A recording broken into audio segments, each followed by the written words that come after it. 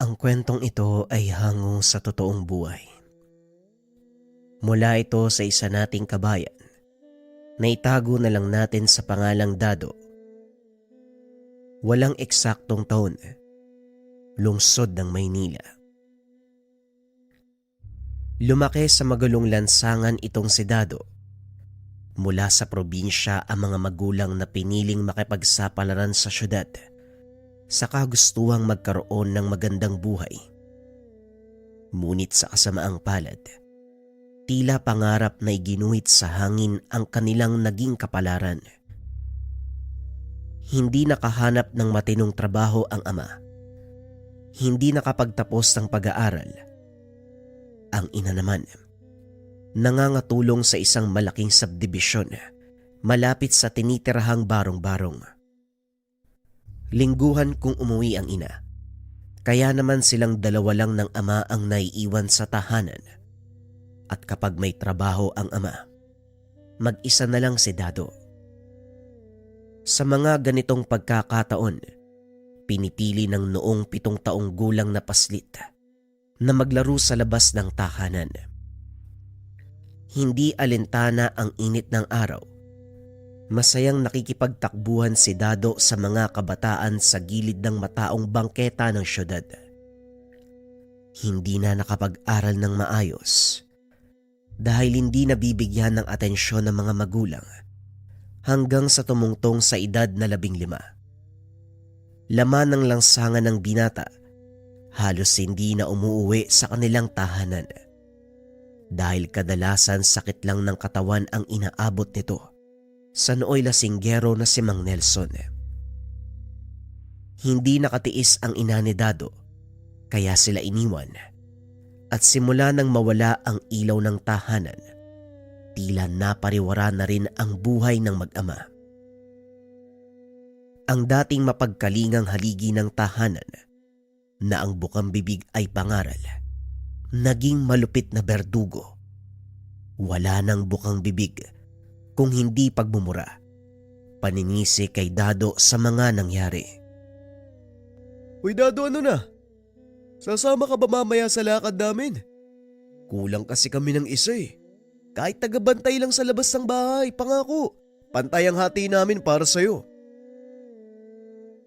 Nang mga sandaling iyon, nakaupo si Dado kasama ang kaibigang Senegro sa gilid ng kalsada habang binibilang ang kinita sa buong araw ng pagtatawag ng pasahero sa terminal ng jeep. Ayos, naka200 ako. May pangdadagdag na naman sa ipon. May sinasabi ka ba, Negro? Tugon ni Dado. Ay naku, kanina pa ako nagsasalita, wala ka palang naririnig. Ang sabi ko, sasama ka ba sa amin mamaya? Ayon ba? Hindi na siguro pare. Alam mo namang ayoko ng ganyang trabaho, di ba? Kahit ibigay nyo pa sa akin yung mga parte nyo, hindi ako sasama. Yang ka na naman eh. Masyadong malinis yung pagkatao mo. Kaya ka lagi nilalamangan eh. Kung tutusin, matagal mo na dapat naipon yung sinasabi mong halaga para makauwi sa probinsya nyo. Kaso ewan ko ba, kung bakit ka nagtitiis sa baryang inaabot na mga buraot na driver, pwede ka namang sumama sa amin eh. Hindi na, Negro, alam mo, kahit anong sabihin mo, hindi ako sasali sa gawain nyo. Pinaghihirapan ko ang bawat baryang inilalagay sa alkansya. Mas masarap kaya ang pakiramdam kapag gumagastos ka ng perang ikaw mismo naghirap at sa mabuting paraan nakuha. Naknang, kanino mo narinig yan kay Mang Nelson? Ayun, pinagtutulungan na naman sa kanto. Hindi nagbayad sa ininumang beer house eh. Ay nako, bahala ka nga sa buhay mo. Napailing na lang si Dado sa mga sinabi ng kaibigan. Tumayo ito at pinunta ng ama. Nakasandal ito sa pader. Punong-puno ng pasa ang muka. Ano ginagawa mo dito? Akala ko ba nagtatrabaho ka? May pera ka ba? Amin na nga. Nang mabayaran ko itong mga pinagkakautangan ko dito. Wika ni Mang Nelson habang pilit na itinatayo ang sarili. Hindi ko ibibigay ang kinita ko. Pambili ko to ng pagkain eh. Tapos pangiinom mo lang. Aba sira ulo kang bata ka, sumasagot ka na. Amin na yung pera mo kundi sasabayin ka. Tama na, tay. Hindi na ako bata. Akala mo matatakot mo pa ako? Hindi ko bibigay sa'yo itong kinita ko. Abat, sira ulo kang bata ka. Inambahan ng suntok ni Mang Nelson ang binata. Ngunit sinalo ito ng isang matanda. Ano ka ba naman, Nelson? Hindi ka na nahiya. Ang daming tao. Sasaktan mo ang anak mo. Huwag kang makialam dito, Manong Lekto. Tinuturuan ko lang ng leksyon ng anak ko dahil nawawala na ng respeto. Paano ka naman igagalang ng bata kung ganyan ang pinapakita mo sa kanya? Palagi kang lasig. Tignan mo nga yung itsura mo. Ano bang nangyayari sa'yo? Talagang pakialamero ka, matanda ka. Gusto mo yatang masaktan eh. Akmang susuntokin na ang matanda. Nang biglang ibato ni Dado ang nilukot na pera sa mukha nito. Pera ang gusto mo? Ayan, ubusin mo. Wag na wag mong sasaktan si Mang Lekto. Halika na, Dado. Doon ka muna sa bahay hanggang sa magtinutong tatay mo. Tama yan. Huwag kang babalik sa bahay hanggat wala kang dalang pera. Napailing na lang ang matanda sa inasal ni Mang Nelson. Pagpasensyahan mo na ang tatay mo. Hindi naman siya dating ganyan eh. Simula nang iwan kayo ng nanay mo, ay tuluyan na siyang nagbago. Pilit pinipigilan ni Dado ang pag-iyak. Dahil maging siya, hindi makapaniwalang nagbago ng tuluyan ang ama. Hindi ko rin naman masisisi si nanay dahil walang matinong trabaho si tatay. Pero hindi pa rin tama na iwanan niya kami. Wag na wag kang magtatanim ng galit sa mga magulang mo. Biktima lang din sila ng kapalaran. Ang mabuti pa, doon ka muna sa akin tumira. Hayaan mong magising sa katotohanan ng tatay mo. Baka sakaling maging maayos uli ang isipan ng taong yan. Wika na Mang Lekto. Simula nang dumating si Mang Nelson sa Maynila, siya na ang tumulong sa mga ito. Lalong-lalo na kay Mang Nelson na noon ay hirap na hirap sa paghahanap ng trabaho. Naging malapit ang mag-anak sa matanda dahil pareho sila ng pinanggalingang probinsya. Hindi na rin nakauwi ang matanda dahil wala na itong babalikan. Kinamkam na ng pamahalaan ang kanyang lupain nang iniwan ito ng kanyang mga anak. Ngunit naging maganda ang kapalaran ng matanda sa Maynila dahil kinilala ang kanyang kausayan sa panghihilot at panggagamot, lalo na ng mga sakit na hindi nalulunasan ng mga doktor. Pagdating sa tahanan ng matanda, may 2 taong nag-aantay.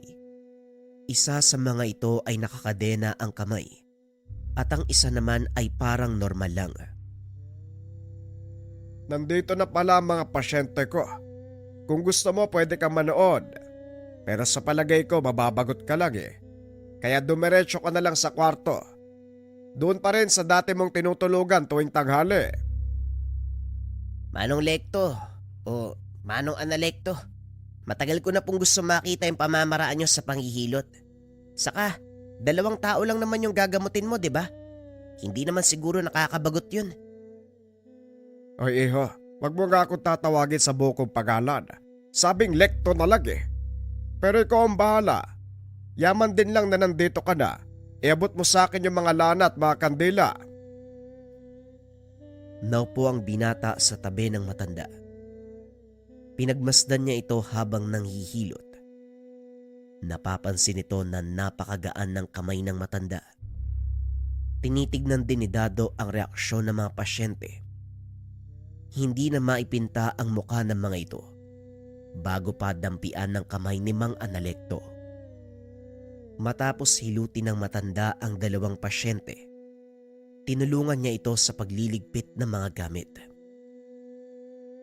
Paano niyo po natutunan yung lahat ng ginagawa niyo? Simula ng bata pa ako, natutunan ko na ang panghihilot. Bakit ka ba nagtatanong? Wala lang po. Nakakatuwa lang kasing pagbasdan yung mga taong napapagaling nyo eh. Para tuloy gusto ko rin matutong manggamot. Gusto mo bang turuan kita? Kung hindi po nakakaabala sa inyo, gusto ko pong matutunan ng panghihilot. Wala problema. Kung gusto mong matutong manghilot, tuturuan kita. At hindi lang yon, maging ang pamamaraan ng panggagamot gamit ang mga dasal ay ituturo ko din sa'yo. Talaga Manong? Pwede po ba yun? Magtiwala ka lang at matututo ka. Dahil habang nasa pangalaga kita, lahat ng gusto mong malaman ay ituturo ko sa'yo. Pag-uusap ng dalawa. Itinoon ni Dado ang pansin sa pag-aaral ng panghihilot. Medyo nahirapan ang binatang unawain ng lahat ng sinasabi ni Mang Analekto. Ngunit kalaunan, nagawa niya itong intindihin at matutunan. Naging mahusay si Dado sa panghihilot. Kalaunan itinuro ni Mang Analekto ang lihim nito sa panggagamot. Natutunan mo na ang lahat ng bagay tungkol sa panghihilot. Ngayon siguro oras na para ituro ko naman sa iyo ang pinakasekreto ko bilang isang albularyo. Halika, sumunod ka sa akin. May papakita ko sa iyo. Pumasok si Mang Analekto sa silid. May kinuwang gamit. Matapos ay bumalik ito at naupo sa tabi ni Dado. Ano po yan, Manong? Pulang bato na parang luya? Wika ni Dado, habang pinagmamasdan ang inilapag na bato ni Mang Analekto. Yan ang mutya ng pulang luya. Isa itong uri ng mutyang nagbibigay ng kakayahan sa taong may tangan na makapaggamot ng kahit anong karamdaman. Nung una, ayaw pang maniwala ni Dado sa sinasabi ng matanda. Weh, kahit anong karamdaman, Manong? Oo, Dado. Kahit anong sakit. Amin na yung palad mo. Kumuha ng kutsilyo ang matanda at sinugatan ang palad ni Dado. Aray ko naman, ang sakit.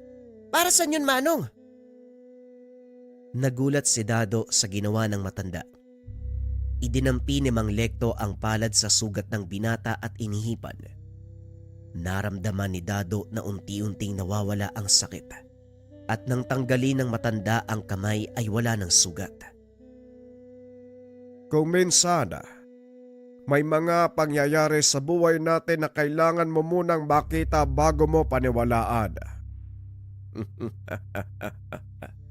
Ngayon, naniniwala ka na ba, Dado? Hindi makapagsalita ang binata dahil sa nasasaksiyan. Ilang ulit pa nitong pinisilang palad, ngunit wala na ang sakit. Nagkalat din ang patak ng dugo sa mesa, kaya alam ni Dado na totoong sinugatan siya ni Mang Analekto. Paano po nangyari yun, Manong? Ramdam ko po yung pagkahiwa sa kamay ko Yan ang hiwaga ng isang mutya sa kalikasan. Ngunit hindi ito basta-bastang gagana. Kailangan malakas ang ugnayan na may tangan sa mutya para mautusan niya ang gabay nito. Gabay? Ano naman po yun? Ang bawat mutya ay may sariling gabay o nilalang na nangangalaga dito. Sila ang nagbibigay ng proteksyon sa mutya at bilang kapalit, binibigyan din sila nito ng kapangyarihang gamitin ang taglay na kapangyarihan ng mutya. Kagaya na lang ng pagpapagaling ng karamdaman o hindi kaya naman, bigyan ka ng pambihirang lakas. May mga pambihirang kaso na nagiging immortal ang taong may tangan. Hindi lubos maunawaan ni Dado ang sinasabi ng matanda. Dahil ngayon lang narinig ang tungkol sa mga bagay na ito. Hindi ko po maintindihan, Manong. Pero gusto ko pong matutunan yung ginagawa nyo. Pwede nyo po bang ituro sa akin yan?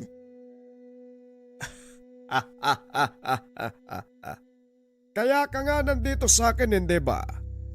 Ituturo ko sa iyo ang lahat, Dado. Alam mo ba kung bakit? Hindi po Manong eh. Bakit nga ba? Mabuti kang tao.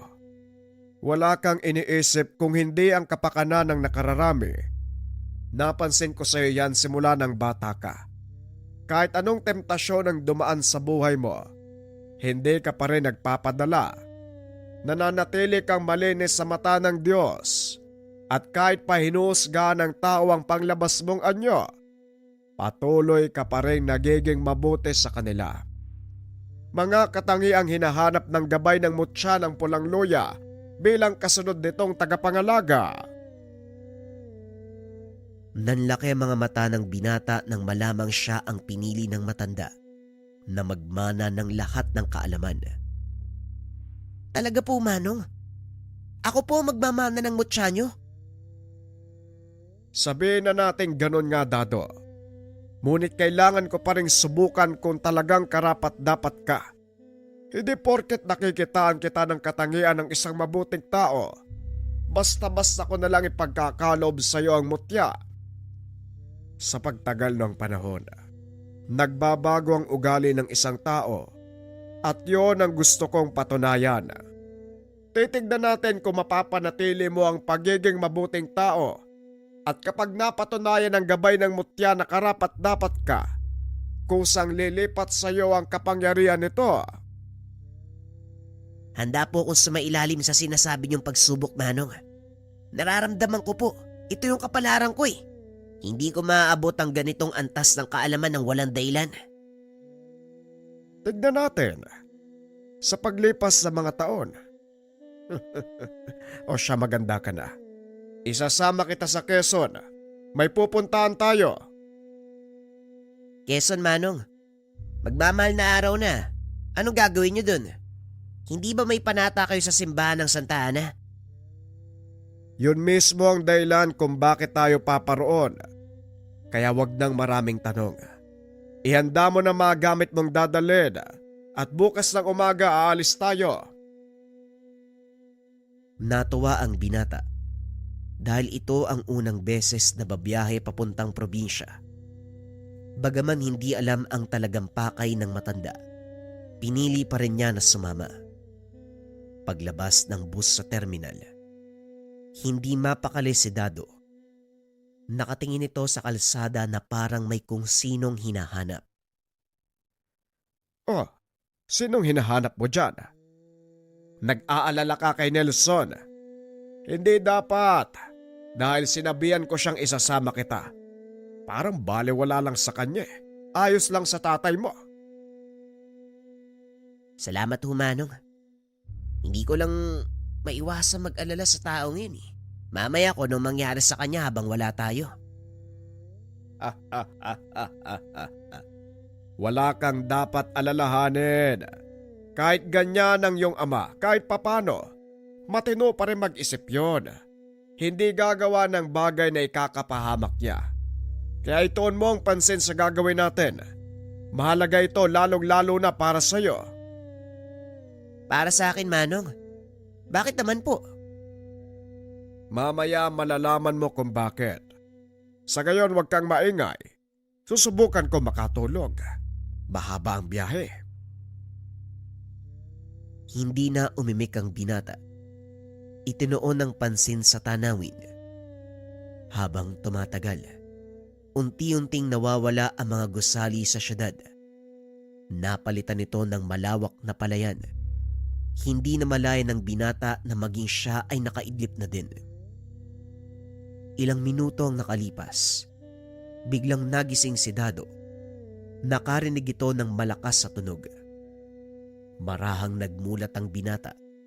Nanlaki mga mata nang makita ang nagbabagang sasakyan sa kalsada. Nilingon si Mang Lekto, ngunit wala na ang matanda sa kinauupuan. Tumayo si Dado at hinanap ito.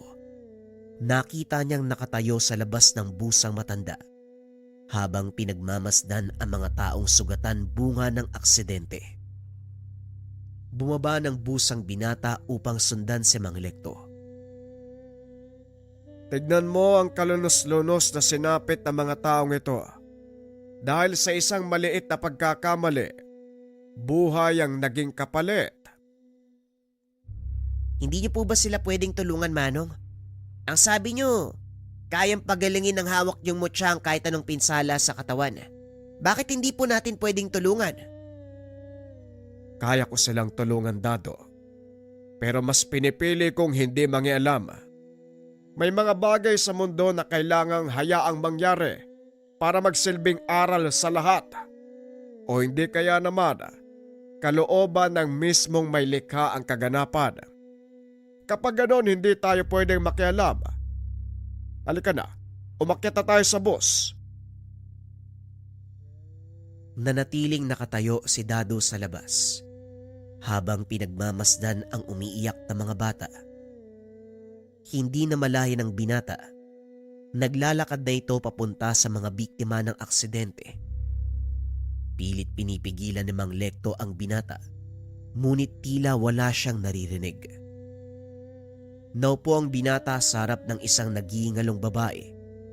Idinampi ang palad sa sugat nito. Ipinikit ang mga mata. Gabay ng mutya ng pulang luya. Kung talagang pinili mo ko maging tagapagmana, bakit hindi mo ipamala sa akin na magagawa mo? Hindi kita hinahamon para mapatunayan ang kapangyarihan mo.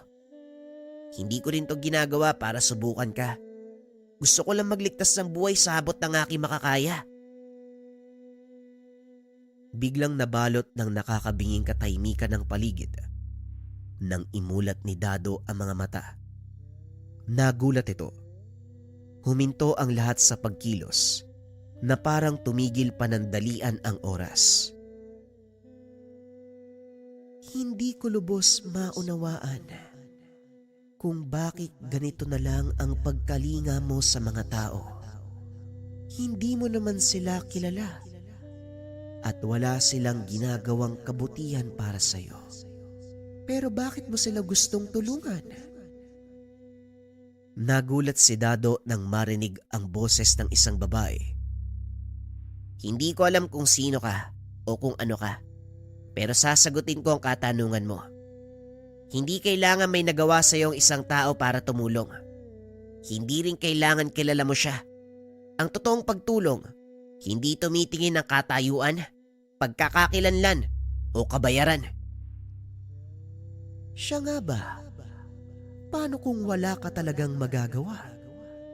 Kung ako lang, aminado kong wala akong kakayahang magpagaling o takasan ng kamatayan. Pero alam kong may mga nilalang na higit na mas makapangyarihan kaysa sa akin.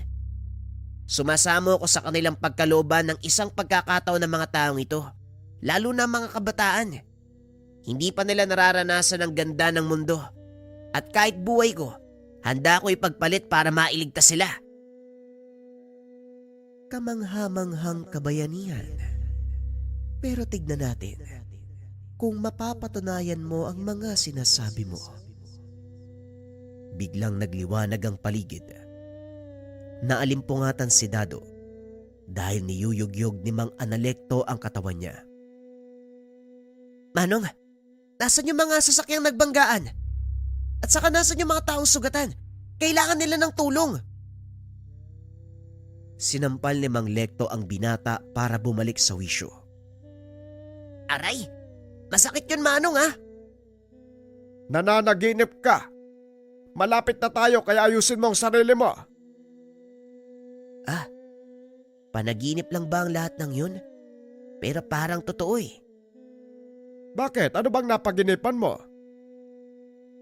May nadisgrasyang sasakyan sa harapan natin. Bumaba ako Nakita kitang nakatayo sa labas ng bus habang pinagmamasdan yung mga taong nasugatan.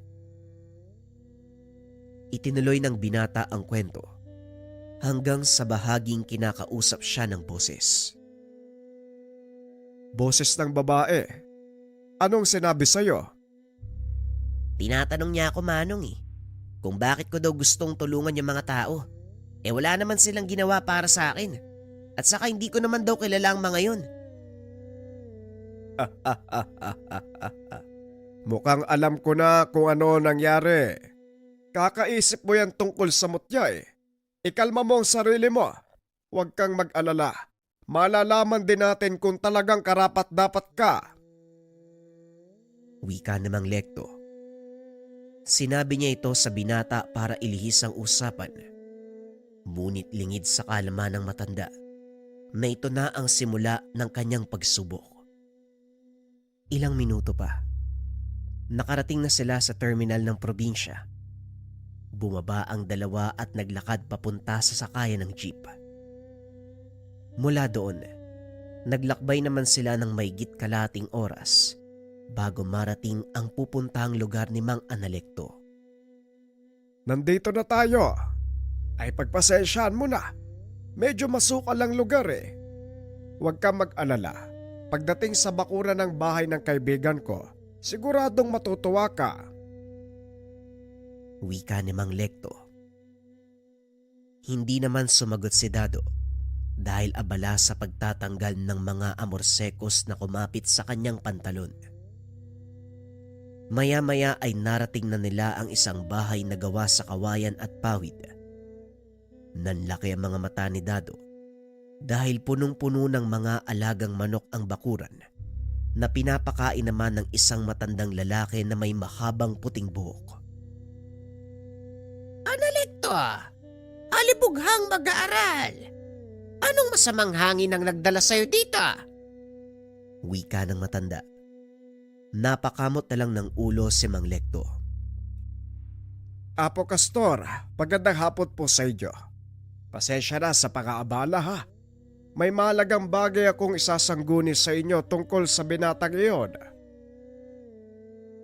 Nilingon ng matanda si Dado na noon ay aliw na aliw sa panonood ng mga sisiw na tumutuka. Bakit? Anong meron sa binatang yan? Sa palagay ko, nahanap na ng mutya ang susunod niyang tagapangalaga. Yan din ang sinabi mo nang dalhin mo dito si Inoy. Pero nung nangyari, hindi siya pumasa sa pagsubok. Nagpadala sa tawag ng mundo. Anong kasiguraduhan mo na ang binatang yan ang totoong tagapagmana ng mutya? Sa ngayon, hindi ko pa lubusang masasabi. Kaya ko siya dinala dito upang kayo mismo ang sumuri. Ngayon pa lang nagsisimulang sumibol ang kanyang kakayahan. Napapaginipan niya ang gabay ng mutya ng pulang luya. Napahinto sa ginagawa ang matanda. Nilingon si Mang Lekto. Anong sinabi mo? Napaginipan niya ang gabay. Analekto, sigurado ka ba? Oho, alam ko nagsasabi ng totoo si Dado dahil narinig ko siyang nagsasalita habang natutulog. Walang duda na ang kausap niya ng mga sandaling iyon, walang iba kung hindi ang gabay ng mutya. Kung ganon, tawagin mo ang binatang yan. Kakausapin ko siya ng masinsinan. Tinawag ni Mang Lekto si Dado. Kagad siyang lumapit. Nagmano sa matanda at nagpakilala. Magandang araw po, Manong. Ako po pala si Dado. Ikinagagala ko po kayo makilala. Ako naman si Castor. Kilala ko dito bilang Apo Astor. Kaya gusto kong yon ang itawag mo sa akin. Maliwanag po, Apo Castor. Muli po, ikinagagala ko po kayo makilala. Ganon din ako, iho. Maupo ka. May ilang katanungan ako para sa'yo. Analekto, bakit hindi mo kami ikuha ng mainit na kape doon sa kusina? Sige po, sandali lang Apo. Napansin ni Dado. Natataranta si Mang Lekto kaya napatanong ito kay Apo Astor. Bakit parang takot na takot sa inyo si Mang Lekto? Hindi takot ang pinapakita ni Analekto, iho. Kung hindi respeto. Mag-aaral ko siya. Bagaman hindi nakakalayo ang edad namin, mas mataas ang antas ng kaalaman ko kung ikukumpara sa kanya. At lahat ng nalalaman ng taong yan ay nanggaling sa akin. Alam niyo po ba yung dahilan kung bakit niya ako dinala dito? Hindi ba sinabi sa'yo? Wala naman po siyang sinabi sa akin eh.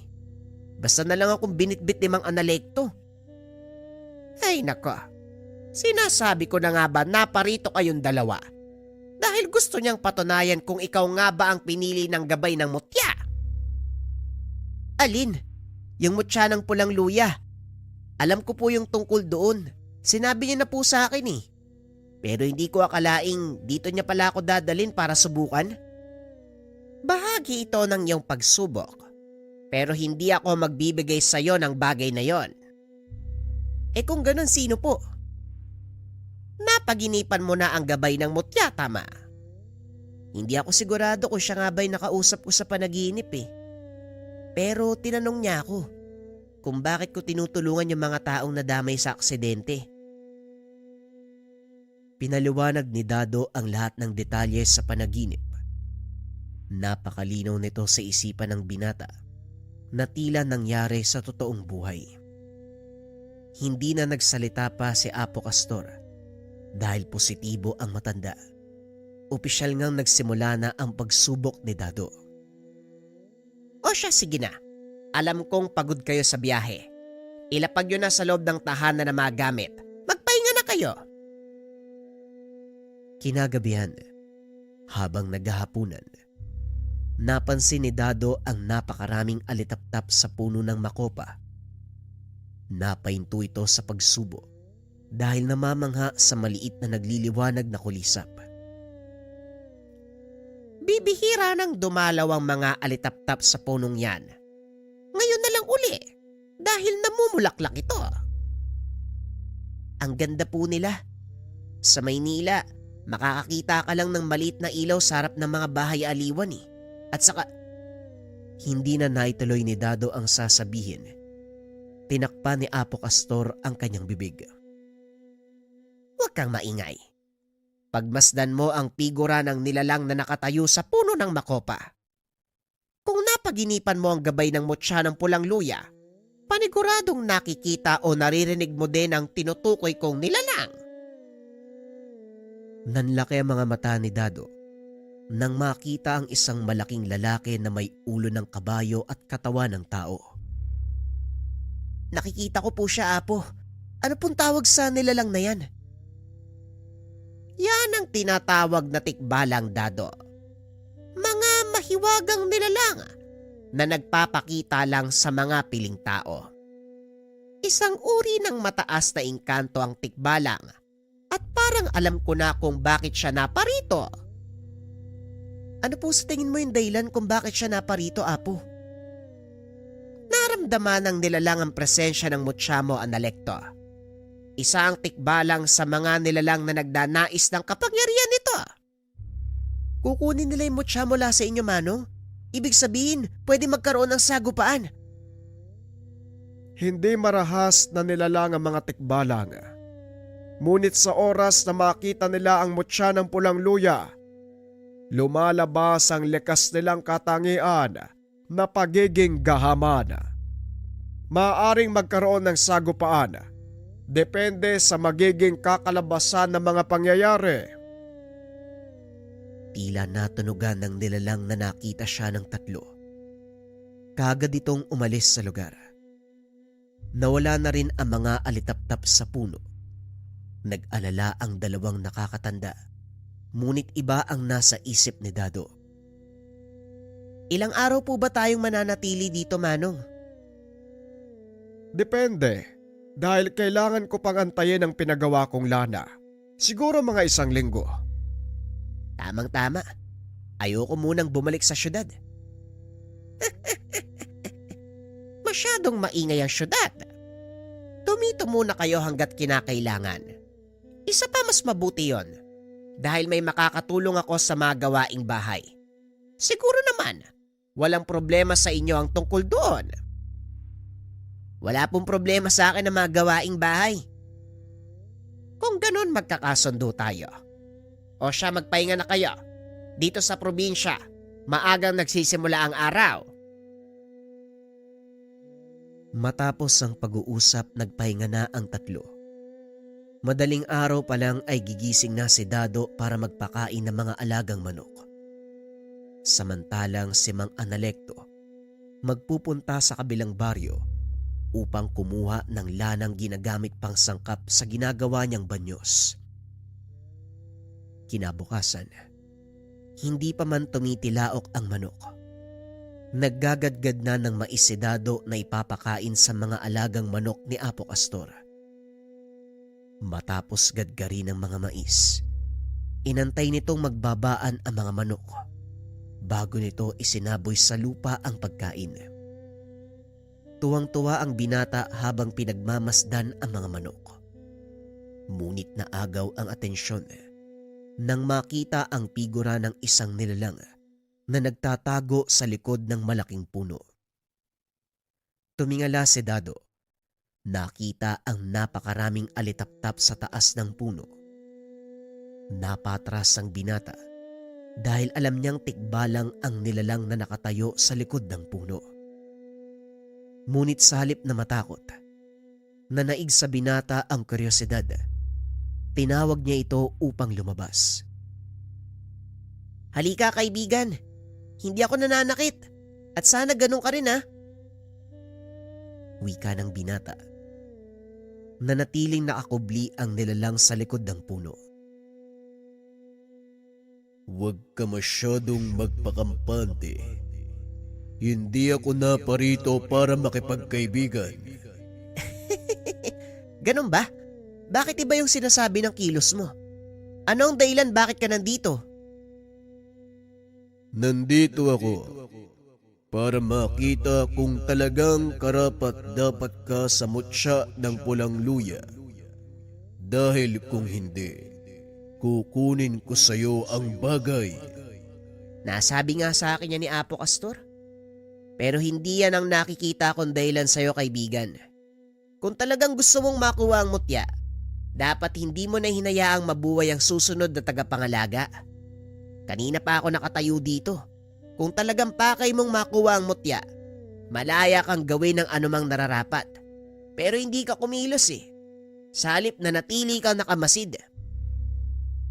Gaya ng sinabi ko sa iyo, binatang mortal, huwag kang papakasiguro dahil hindi mo hawak ang isip naming mga tikbalang. Mas makakabuting maganda ka sa posibleng mangyari. Matapos magsalita, mabilis sa tumakbo ang tikbalang habang humahalinghing ng malakas.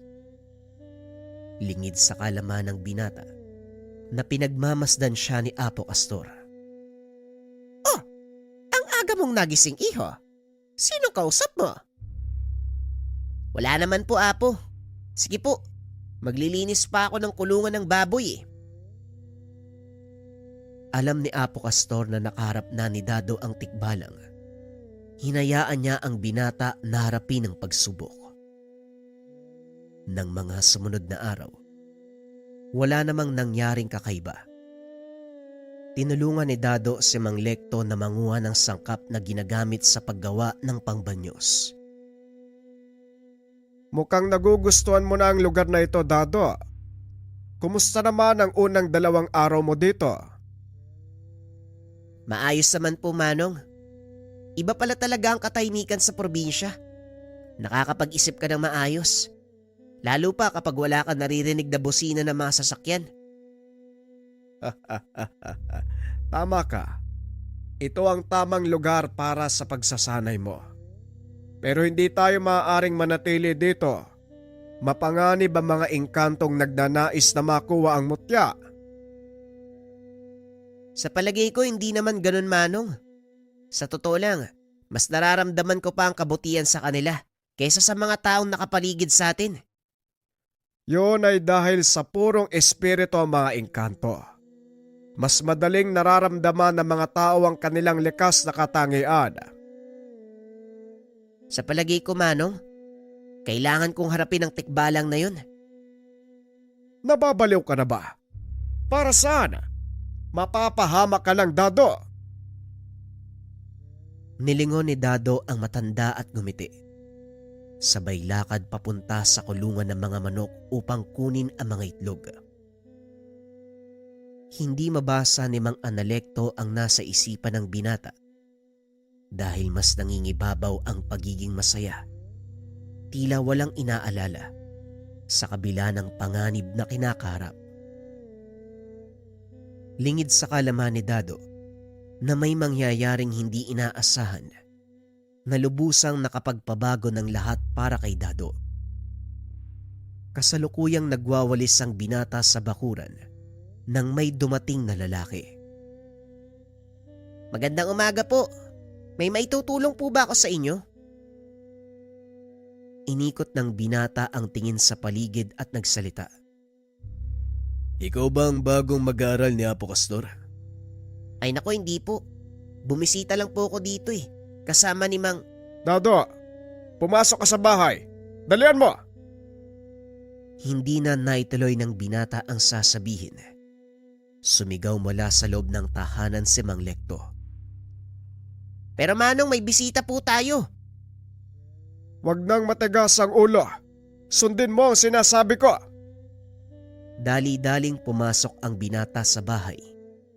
Nang mapadaan ito kay Mang Analekto, nalaman niya ang dahilan kung bakit siya pinapasok ng matanda.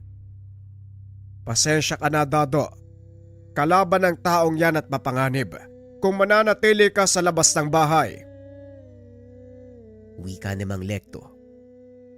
Tumangulang si Dado bilang tanda na nauunawaan niya ang ibig sabihin ng matanda. Mahabang panahon din tayong hindi nagkita, Manong Analekto. Kumusta? Ikaw pa rin ba ang tagapangalaga ng mutya ng pulang luya? Oo, ako pa rin ang nangangalaga sa mutya. Anong kailangan mo? Matanda ka na. Sa tingin mo, kaya mo pang pangalaga ng mutya? Hindi nababatay sa edad ang kakayahan. Kaya kung gusto mong maulit ang nangyari maraming taon na nakakaraan, bakit hindi mo subukan? Hindi ako pumapatol sa matanda. Yung binata kanina, yun ba ang bago mong mag-aral? Mukha namang malakas siya. Gusto ko sanang subukan kung karapat dapat siyang mangalaga ng mutya. Wag na wag mong papakialaman si Dado dahil wala siyang kinalaman sa kung ano man ang nangyari sa atin noon. Walang kinalaman. Alam mo, tanda, hindi ko pa rin nakakalimutan ang mga sinabi mo sa akin noon. Hindi mo binigay ang mutya dahil hindi ako karapat-dapat. Mahina ako at walang kakayahan na pangalagaan ng mutya. Ngayon sa tingin mo kung karapat-dapat ang batang yan, iharap mo siya sa akin. Yan mismo ang dahilan kung bakit kailanman hindi ka maaaring maging tagapangalaga ng mutya. Masyadong mataas ang inggit sa katawan mo. Nabubulagan ka sa kapangyarihan. Alam mo sa iyong sarili na hindi magagamit ang mutya sa personal na interes, kundi para lang ito sa ikabubuti ng nakararami. Tama na ang dadatanda. Ilabas mo yung alaga mo. O ako mismo ang huhugot sa kanya sa loob ng bahay na yan. Napakalakas ng loob mong manggulo. Sino ka naman sa palagay mo? Talagang dito pa sa teritoryo ko mag-aamok. Subukan mo. Nang magkandalasog-lasog pati ang kaluluwa mong lintik ka. Nagulat ang binata nang makita si Apo Castor. Nakaupo ito sa kanyang tabi. Hindi ito basta-basta makakilos dahil na rin sa takot sa Apo. Lingid sa kalaman ng karamihan, si Apo Castor ay isang malakas na ermitanyong nakatira sa lugar. Kinikilala ito dahil sa kakayahan niyang utusan ang lahat ng elemento sa paligid. Inikot ng binata ang tingin. Nakita ang mga nilalang na nagsisipaglabasan sa mga puno. Maswerte ka pa rin, bata, dahil dumating si Apo Castor. Kung hindi, kanina pa kita nilamon ng buo. Pero hindi dito nagtatapos ang lahat. Dahil sa susunod nating pagkikita, sisiguraduhin kong walang matitira sa'yo. Umalis ka na bago pa maubos ang pasensya ko. Dali-daling tumakbo ang binata palayo sa lugar. Nakahinga ng maluwag si Mang Analekto dahil alam niya ang kakayahan ng binata. Sino po ba yung taong yun? Siya ang dati kong mag-aaral, si Inoy. Malakas siya, Dado.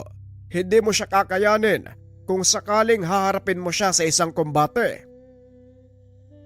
Kilala mo naman ako, Manong eh. Hindi po ako yung tao na makikipag-away para lang sa isang bagay. Hindi ko po papatulan yung taong yun. Analekto, oras na para magpasya. Hindi pa handa si Dado. Maaari niyang ikamatay ang pagtanggap ng mutya. Hindi tayo hahantong sa ganitong sitwasyon kung hindi pa handa ang mag-aaral mo. Huwag kang mag-alala. Malaki ang tiwala ko sa kanya. Ipasa mo kay Dado ang mutya dahil siguradong hahabulin siya ni Inoy at kapag nagkataon, mamamatay ang binatang yan. Dado, narinig mo si Apo Castor. Siguro nga ito na ang tamang oras. Handa ka na ba? Hindi ko rin humasasabi. Siguro, malalaman na lang natin kapag naroon na tayo. Mamaya na kayo mag-usap. Sumunod kayo sa akin. Maghahating gabi na. Naalala ni Mang Lekto na Biyernes Santo na ng hating gabi. Ito ang panahon kung saan malakas ang kapangyarihan ng mga mutya. Mainam para sa ritual ng pagpapasa. Nakarating ang mga ito sa gitna ng kagubatan kung saan may malaking sibukaw. Tumayo ang mga ito sa paanan. Inutusan ni Mang Analekto si Dado na lumuhod. Matapos ay ipinatong ang kamay sa tuktok ng binata. Tanggapin mo ang basbas na nagmula sa unang tagapangalaga. Naway pagkalooban ka ng may likha ng kakayahan na malampasan ang pagsubok ng mutyang aking ipinagkaloob at sana'y masukat kang karapat-dapat na maging tagapangalaga. Matapos mag-usal ng mga salita, inilabas nito ang mutya ng pulang luya na noon ay naglalabas ng matingkad na kulay pulang liwanag. Nagpakita din sa likod ni Mang Analekto ang isang babae, nakasuot ng mahabang damit na nagliliwanag sa kaputian. Inilahad ni Dado ang kanyang palad. Ipinatong ni Mang Analekto ang mutya.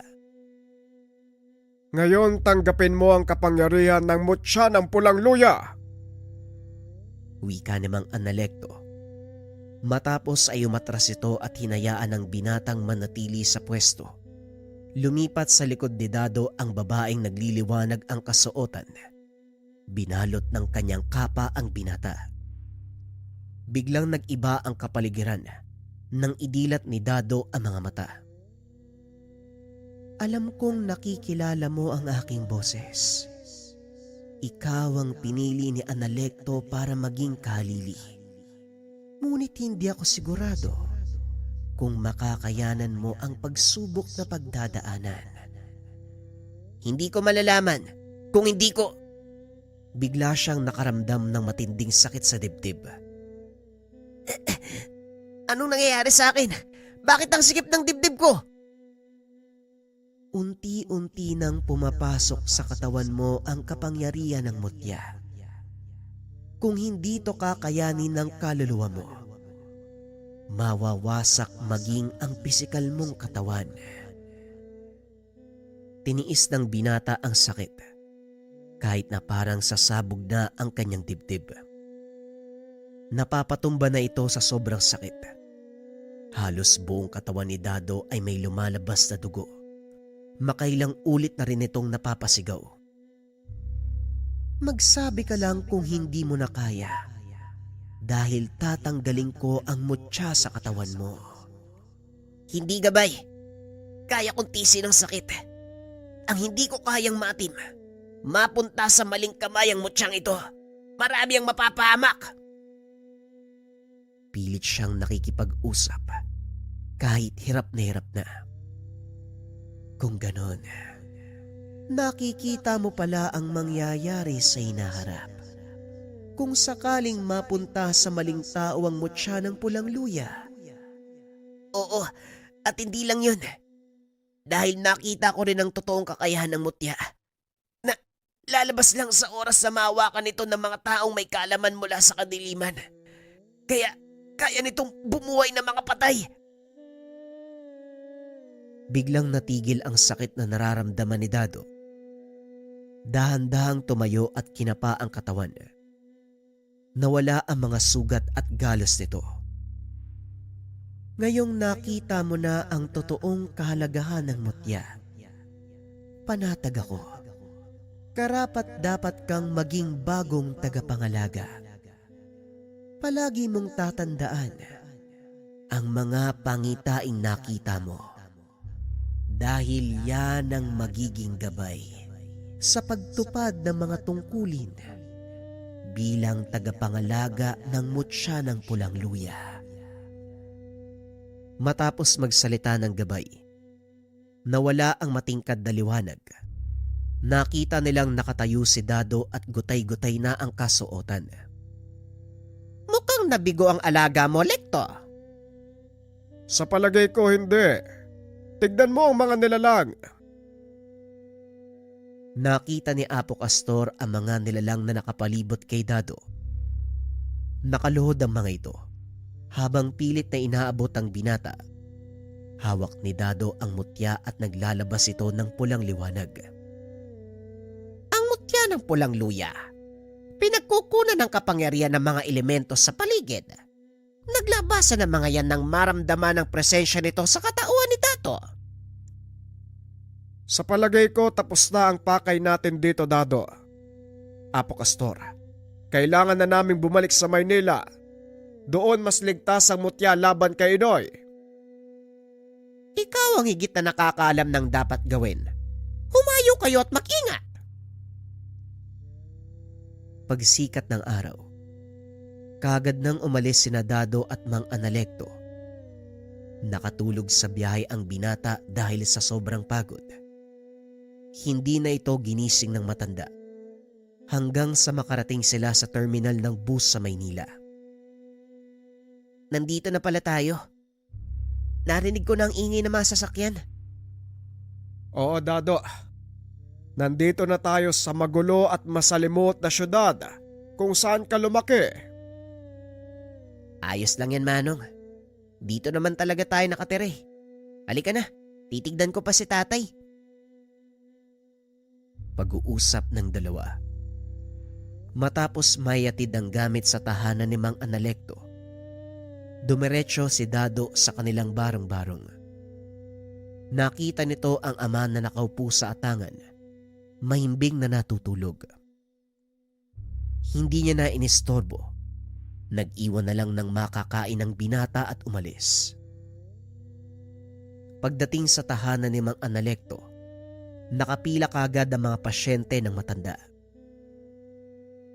Mabuti naman at nandito ka na. Halika, marami tayong hihilutin. Napangiti na lang si Dado dahil sinisimulan na nito ang panibagong buhay bilang isang manggagamot. Napahanga din ang mga dating parokyano ng matanda dahil sa kausayang taglay ng binata. Kalaunan ay kinilala sa lugar.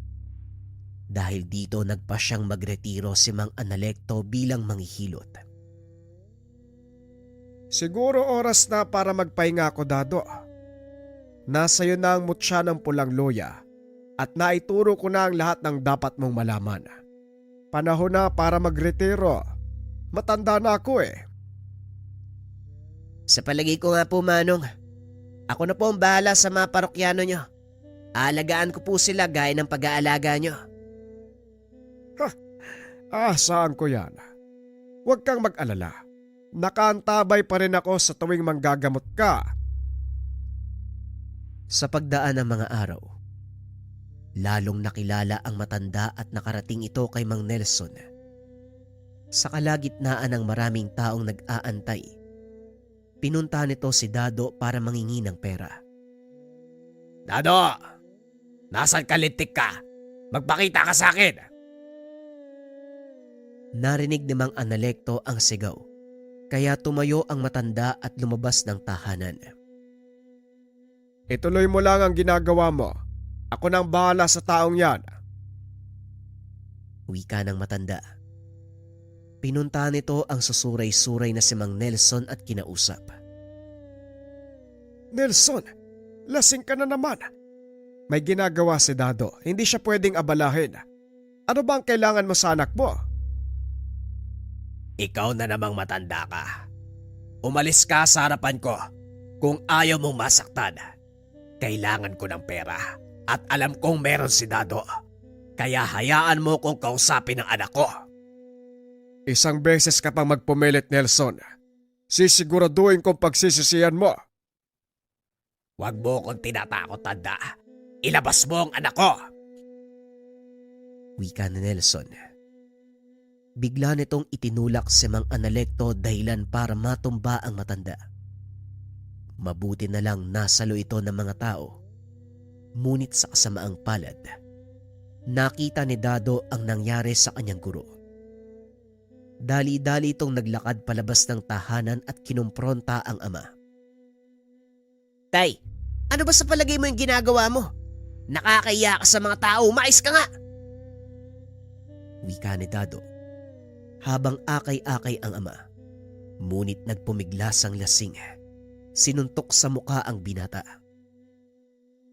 Ang lakas naman ng loob mo na pagsalitaan ako ng ganyan. Porket ba may narating ka na, ganyan mo na akong tratuin. Sino ba nagturo sa akin na ganitong itrato sa'yo? Hindi ba kayo din? Pero wala na po sa akin yun, tay. Dahil naiintindihan ko noon na may pinagdadaanan tayo. Pero ilang taon na nakalipas, hindi ka pa rin nakakausad. Tumahimik ka. Sino ka para pagsabihan ako? Akmang susuntokin na uli ni Nelson ang binata nang biglang hawakan ni Mang Analecto ang kamao nito. Binalaan na kita, Nelson. Pero kung hindi ka makikinig, pasensyahan tayo. Dahil hindi ko hahayaang mapaya ang anak mo sa mga pasyente niya. Nagtitinginan ng mga tao. Naririnig ni Nelson ang mga bulong-bulungan ng mga ito. Kaya lalo siyang nagalit. Itinulak si Dado. Ngunit sa hindi inaasahang pagkakataon, kinuyog ng mga tao ang ama ng binata. Hindi na nito nagawang awatin ni Mang Analecto dahil napakarami na ng mga tao. Nang humupa ang kaguluhan, duguan si Nelson at halos hindi na makilala. Napailing na lang si Dado. Hindi ito makapaniwalang gano'n ang nangyari sa kanyang ama. Maaari niyo po bang buhatin ng taong yan papasok ng bahay ni Mang Analecto? Pakiusap ng binata sa ilang pasyente. Hindi naman tumanggi ang mga ito. Pinagtulungan nilang buhatin si Nelson papasok ng tahanan at doon hinayaang makapagpahinga. Ipinagpatuloy ng binata ang panggagamot at nang matapos ay saka nito inatupag ang ama.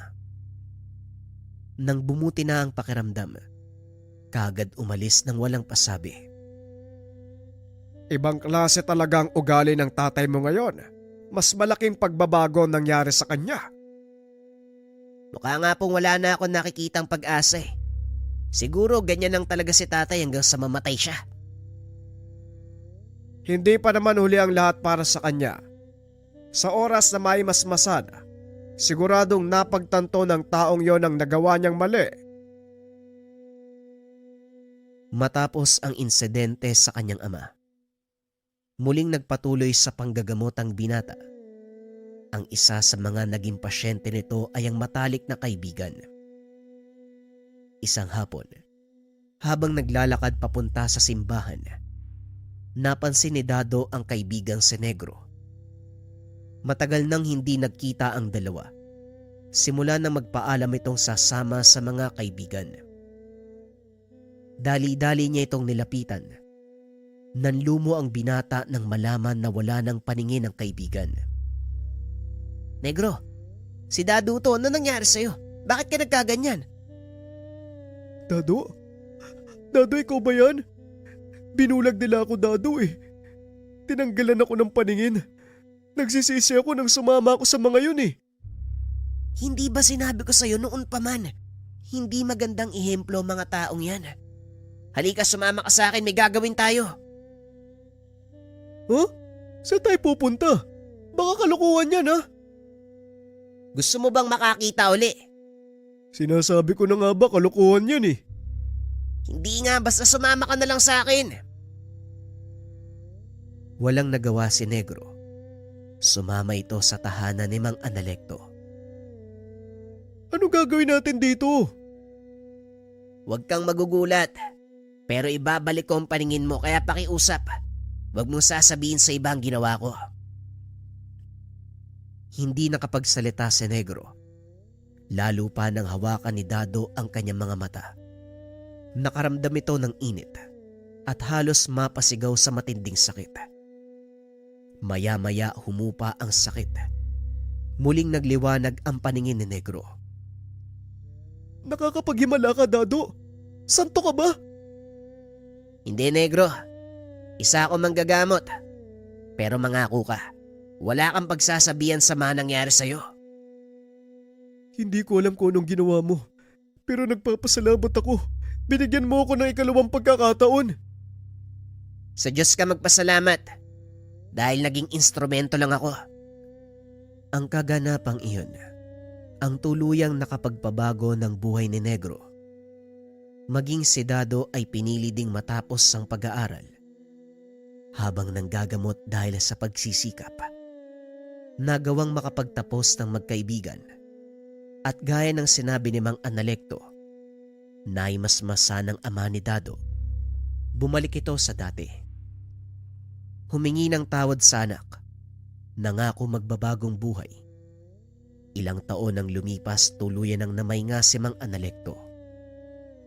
Inako ng binata ang responsibilidad bilang manggagamot. Ngunit kalaunan, nagpasya ang mag-ama na bumalik sa kanilang probinsya sa Bukidnon. Dito namuhay ng simple si Nelson at Dado. Walang nakakaalam ng totoong pagkatao ng binata. Bagaman hindi na ito nanggagamot, patuloy pa rin ginagampanan ni Dado ang pangangalaga sa mutya ng pulang luya. Inakala ni Dado na tuluyan niyang matatalikuran ang panggagamot. Ngunit isang tao ang lumapit sa kanya nang hindi inaasahan. Walang sino man ang nakakaalam sa kanilang tinirhang baryo na manggagamot ang binata. Kaya nagtataka ito kung paanong nalaman ng mga tao ang tungkol sa kanya. Matapos gamutin ng pasyente, nagpahinga si Dado. Napatingin sa bintana. Nakita nito ang pamilyar na figura ng nilalang. Dali-daling tumayo ang binata at lumabas. Kaibigan, alam ko nandyan ka. Pakiusap, magpakita ka sa akin. Hindi mo matatakasan ang kapalaran mo, binata. Kakibat ng pagiging tagapangalaga ng mutya, ang pagiging manggagamo. Kaya yakapin mo ito ng buong puso. Hindi ko naman tinatakasan ang tungkulin ko. Nagpahinga lang sandali. Alam ko naman na kahit anong gawin ko, hindi na maaalis sa pagkatao ko ang pagiging manggagamot. Huwag ka lang magkakamaling gumawa ng hindi ka nais-nais. Hindi kita lulubayan.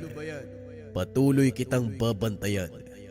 At sa oras na may makita akong mali sa ginagawa mo, hindi ako magdadalawang isip na kunin ang mutya ng pulang luya. Huwag kang mag-alala dahil alam ko ang limitasyon ng kapangyarihan ko. Sige na, may dadating pa akong pasyente. Baka makita ka nila.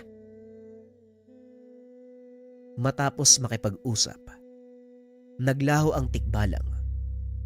Naging panatag naman ng binata dahil alam niyang ginagabayan siya ng mga nilalang na nagbabantay sa kanyang tangang mutya. Patuloy na ginagampanan ni Dado ang tungkulin hanggang sa tumanda ito at namayapa. Sa kasamaang palad, walang nakitang karapat-dapat na tagapangalaga si Dado. Kaya sinama niya sa hukay ang mutya ng pulang luya.